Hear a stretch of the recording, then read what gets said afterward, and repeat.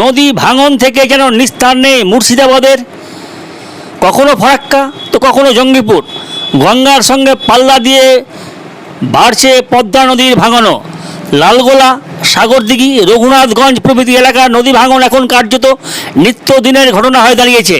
তবে সব এলাকার ভাঙনকে টেক্কা দিয়েছে শামশেরগঞ্জের গঙ্গা ভাঙন। গত এক সপ্তাহ বিরতির পর সোমবার গভীর রাতে এই ব্লকে গঙ্গার আগ্রাসনের আবহাওয়ার খবর উঠে এসেছে। সূত্রের খবর, সোমবার রাতে শামশেরগঞ্জ ব্লকের লোহরপুর এলাকার বেশ কিছু জমি গঙ্গার জলে মিশে গেছে। নদী ভাঙনের খবরের প্রাথমিক সত্যতা পাওয়া গেছে শামশেরগঞ্জের বিডিও সুধীর চন্দ্র রোধের কাছ থেকেও। তিনি জানিয়েছেন, ভাঙনে বেশ কিছু জমি নদীতে ধসে পড়লেও এখনও পর্যন্ত বাড়িঘর ভেঙে পড়ার কোনো খবর পাওয়া যায়নি।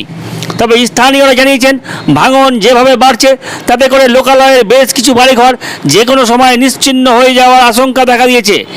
এদিকে নতুন করে গঙ্গা ভাঙনের ঘটনা ঘটতেই ঘরপোড়া গরুর মতো নদী তীরবর্তী এলাকার মানুষরা সিঁদুরে মেঘ দেখতে শুরু করেছেন। তাদের বক্তব্য, আমরা দীর্ঘদিন ধরে লক্ষ্য করছি, গঙ্গার পাড় ভাঙা শুরু হলেই সেটা বাড়তে বাড়তে বাড়ি ঘরগুলো ধ্বংস করে ফেলে।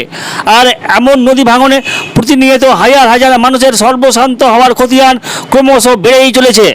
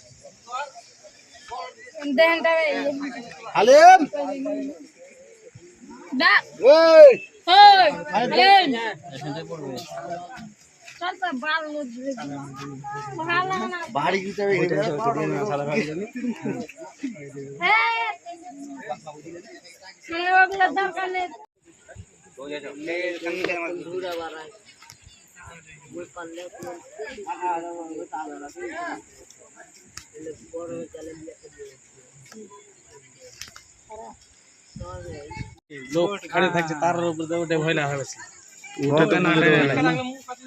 হ্যাঁ, দেখতে পাওয়া যায় না। হ্যাঁ, হ্যাঁ জিন্ডা লেনা মিস্ত্রি আয় লাগিয়ে দেবো।